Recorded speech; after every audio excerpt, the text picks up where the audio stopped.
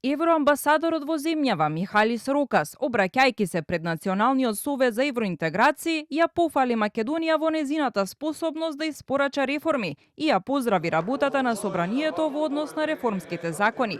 При тоа, повикувајќи на консензус при донесување на клучните закони. Рокас вели дека Брисел несомнено сака да ја види државава како дел од Унијата, а владење на правото останува клучен предуслов за сите земји кандидатки. Партиите гледаме дека покажуваат конструктивен пристап, постои добра демократска атмосфера и мора да постои заедничка добра волја и многу работа со цел ова да се постигне. Кога се работи за овие точки, многу е важно, секако со наша помош, да се постигне консензус. Најмногу за изборниот законник, потоа кривичниот законник. Владењето на правото е главна област каде што ќе се проценува прогресот на секоја земја.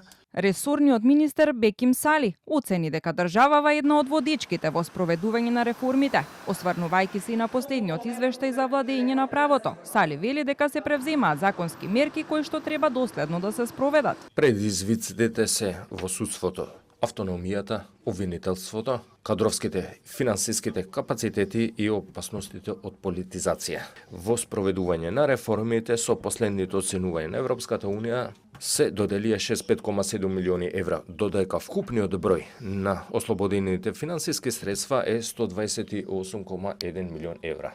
На 15 јули доставивме и четврто барање за 2 чекори со бруто вредност од над 112 милиони евра. Председателот на Националниот совет за евроинтеграција Венко Филипче е на ставот дека додека регионот напредува на европскиот пат, Македонија е во состојба на статус кво. Оваа стагнација според него значи опасност од губење на европските фондови како и перспективата. Се поставува прашањето дали намерното запирање на европскиот пат не е форма на државен удар. Кога се знае што треба да се направи, кога ниту едно поглавие не е отворено, очигледно е дека немаме алтернатива. Очигледно е дека не одиме напред.